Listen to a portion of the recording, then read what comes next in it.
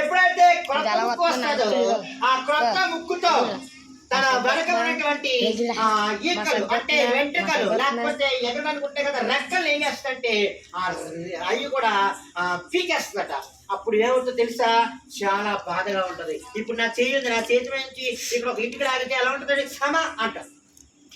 అలాంటిది ఆ గ్రద్ద లేకపోతే ఆ కొండపైన నివాసం ఉన్నటువంటి ఆ పక్షిరాజు బాధలో ఉండి కూడా ఆ బాధ నుంచి విముక్తి పొందుకోవడానికి ఇష్టపడి దేవుడు తనకి కొత్త జీవితాన్ని ఇవ్వబోతున్నాడని నమ్మి విశ్వసించి ఆ రెక్కలన్నీ పీక్కున్న తర్వాత కొత్త రెక్కలు వస్తాయంట. దేవుని స్తోత్రం కనుక మనము కూడా ప్రియమైన సహోదరి రాత్రి కాల సమయంలో నా పరిస్థితి ఇలాగా ఉందేంటి, నేను ఎప్పుడు ఇంతేనా, నేను ఎప్పుడు బాధపడుతూనే ఉండాలా, నేను ఎప్పుడు చిన్నగానే ఉండాలా, నాకంటే ఏమీ లేదా అని మనం బాధపడుతూ ఉన్నట్లయితే మనము నూతన దశలోనికి వెళ్ళాలంటే కొన్ని సార్లు మనల్ని మనం బాధించుకోవాలి. బాధించుకోవడం అంటే మన ఆత్మను దేవునికి సమర్పించుకోవాలి. మనం ఆత్మలో నలగబడాలి, ప్రార్థనలో నలగబట్టబడాలి, మోకాళ్ళు దేవుని సన్నిధిలో అరగాలి, గుండెలు బాదుకుంటూ ప్రభువా నాకు నువ్వే సహాయం చేయండి, చెయ్యి ప్రభువా అని ఎవరైతే కొండల తట్టు ఆకాశం వైపు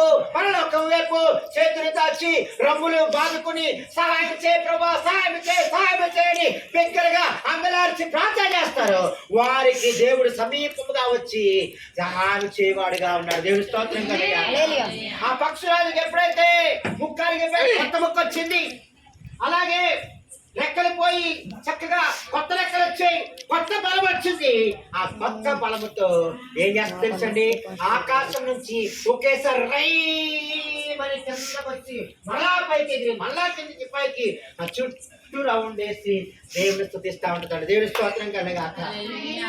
పక్షిరాజుకున్నటువంటి నిరీక్షణ, పక్షిరాజుకున్నటువంటి ముందు చూపు, పక్షిరాజుకున్నటువంటి పట్టుదల ఈ రాత్రి మనకి ఉంటే కొండల తట్టు సహాయం చేయ ప్రభు అని అడిగితే మనకి కూడా దేవుడు తప్పకుండా సహాయం చేయవాడుగా ఉన్నాడు. మరి మనలో ఆ నిరీక్షణ లేక చాలా మంది నశించిపోతా ఉన్నారు.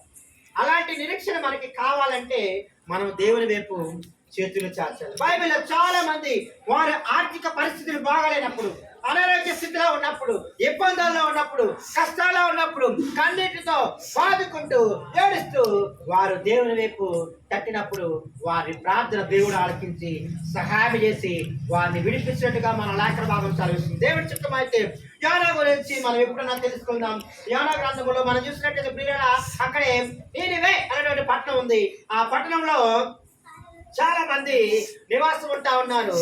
వారు దేవుని వైపు తిరగకుండా లోకము తట్టు తిరిగి పాపములో పడిపోయి బానిసంలో చిక్కిపోతూ నశించిపోతూ దేవునికి దూరం అయిపోయి ఇష్టానుసారంగా వారికి ధనాన్ని చూసి, వారికి అందాన్ని చూసి, వారికి ఆస్తిపాసం చూసి దేవునికి పూర్తిగా వినుకూతులు అయిపోయారు, అంటే దూరం అయిపోయారు. దేవుడి స్తోత్రం కనుగాక. అలాంటి సమయంలో దేవుడు చూసి చూసి చూసి చూసి యోనాను పంపించాడు.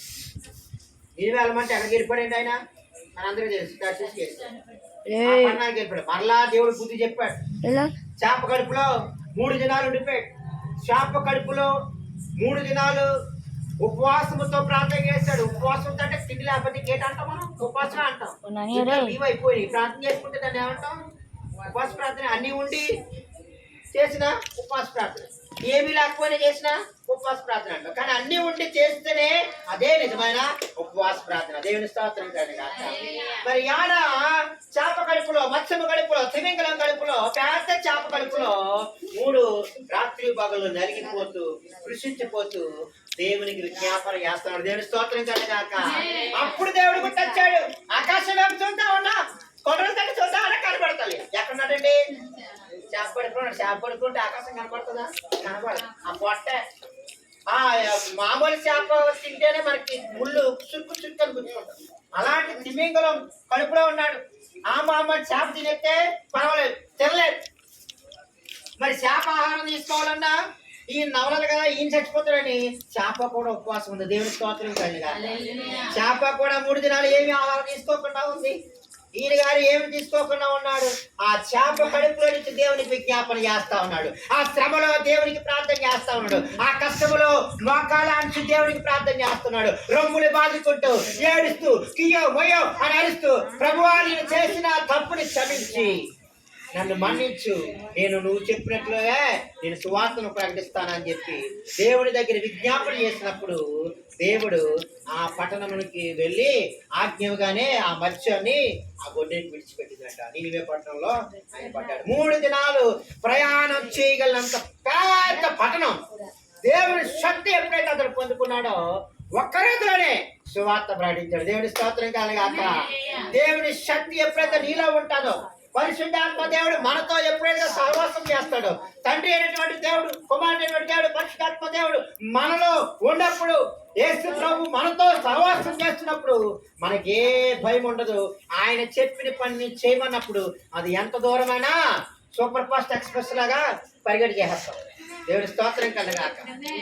దేవుడు మరి ఆ ప్రజలు సువార్త ప్రకటించినప్పుడు 3 దినాలు మీ పట్టణం నాశనం అయిపోతుందయ్యా, దేవుడి మాట మీరు వినలేదని రాజుగారికి చెప్పినప్పుడు వారు గుండెలు బాదుకుంటూ, వారి తెరస పైన ఇంకా బూడిదను వేసుకుంటూ, బట్టలు చింపుకొని బాధపడుతూ ఏడుస్తూ వారు కన్నీటితో ప్రార్థన చేసినప్పుడు వారందరి ప్రార్థన దేవుడు ఆలకించి ఆ పట్టణాన్ని నాశనం చేయకుండా దేవుడు వారిని విడిపించినట్లుగా, కాపాడినట్టుగా లేఖన భాగం సెలవిస్తుంది. దేవుని స్తోత్రం కలగాక.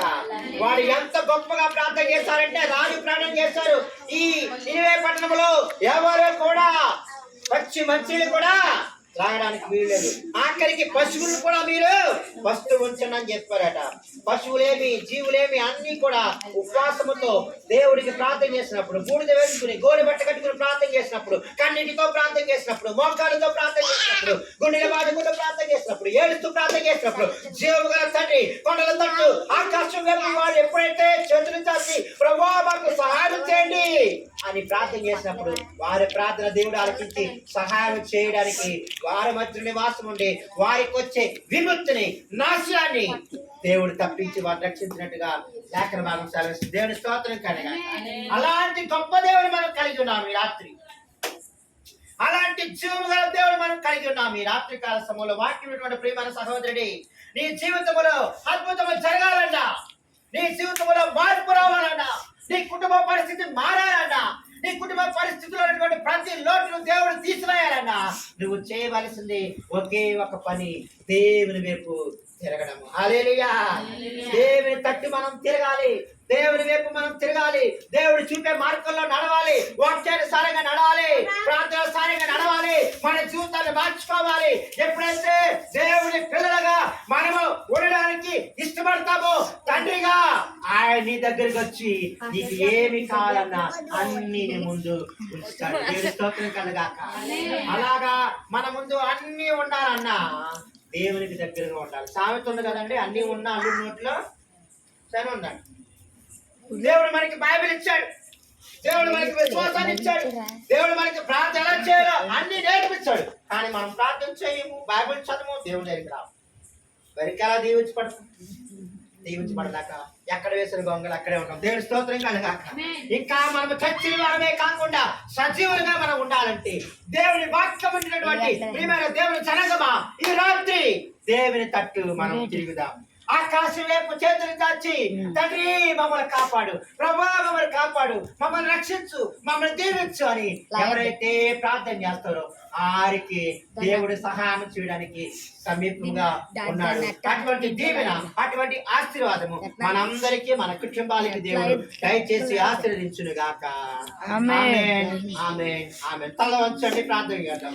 ప్రియమైన సహోదరి సహోదరు, ఈ రాత్రి కాల సమయంలో చక్కటి వర్తమానం మనం విన్నాము. బైబిల్ చెప్తా ఉంది, పక్షిరాజు యవనం వలె నీ యవనము క్రొత్తదగుచున్నట్లు మేలుతో నిన్ను తృప్తిపరచునని దేవుడు మనతో మాట్లాడేది. రాత్రి మనం మేలుతో తృప్తిపరచబడాలంటే, పక్షిరాజు వలె మనం యవనము నూతనం కావాలంటే దేవుని మనం తిరగాలి, దేవుని వైపు మనం తిరగాలి. కన్నుల తండ్రి నాకు కనుగొచ్చున్నారు, నాకు సహాయం ఎక్కడి నుండి వచ్చిన యెహోవాయే నాకు సహాయం కలుగును. దావీదు భక్తుడు చెప్పినట్టుగా మనము కూడా గుండెల మీద చేసుకుని ఈ రాత్రి ప్రభువా నాకు సహాయం చేయవాడు నీవే, ఈ రాత్రి నాకు సహాయం చేయని ప్రార్థన చేద్దాం. హల్లెలూయా హల్లెలూయా హల్లెలూయా. స్తోత్రం స్తోత్రం స్తోత్రం స్తోత్రం స్తోత్రం. పరిశుద్ధానికే వందనాలు, ప్రేమమయానికే వందనాలు, కరుణామయానికే వందనాలు, దయామయానికే స్తోత్రాలు. ఈ రాత్రి ప్రభువా అయా వాక్యము ద్వారా మాతో మాట్లాడి మమ్మల్ని ప్రకటించినందుకు, మమ్మల్ని లేవనెత్తినందుకు, మమ్మల్ని సజీవులుగా ఉంచినందుకు, ఆరోగ్యం ఇచ్చినందుకు నీకు వందనాలు, స్తోత్రాలు స్తోత్రాలు స్తోత్రాలు. ప్రభువా నీ తట్టు తిరగడానికి సహాయం చేయండి. తిట్టని ఆయన నీ తట్టు తిరగలేని స్థితిలో మేము ఉన్నట్లయితే మమ్మల్ని క్షమించి నీ తట్టు తిరుగులారా మాకు సహాయం చేయండి. వాక్యాన్ని కలగడం నడిచేలాగా సహాయం చేయండి. ఈ చిన్న మందులు దీవించండి, ఈ చిన్న సంఘాలు దీవించండి, ఈ గొడవ ప్రాంతాన్ని జ్ఞాపకం చేసుకోండి. మాకు తోడుగా ఉంది, మా బిడ్డలందరినీ రక్షించి కాపాడి నడిపించి ఈ వారవాలంతా, ఈ ఆగస్టులంతా, ఈ 2024 సంవత్సరం అంతా కాపాడి రక్షించి దీవించి మా అవసరాన్ని తీర్చమని, మా కడుపుని నింపమని, మాకు సహాయం చేయమని, శారీరకంగాను ఆత్మీయంగాను మమ్మల్ని బలపరచమని ఆ యొక్క పరిశుద్ధ నామమున అడిగి ప్రార్థన చేస్తున్నాము తండ్రి. ఆమేన్ ఆమేన్ ఆమేన్. మన తండ్రి దేవుని ప్రేమ, మన ప్రభువును రక్షకుడైన యేసుక్రీస్తు వారి కృపయు, పరిశుద్ధ ఆత్మ దేవుని అనే సహవాసమును ఎప్పుడు ఎల్లప్పుడు ప్రార్థించు మనందరికీ పరలోకము నుండి ఆయన సహాయము ఎల్లప్పుడు మన పైన కుమ్మరించి నడిపించి సహాయం చేయనుగాక.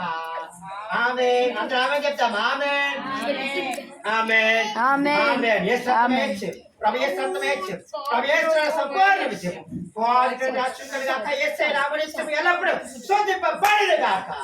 ఆమేన్ ఆమేన్ ఆమేన్. God bless you all. దేవుడు అందరిని దీవించుగాక.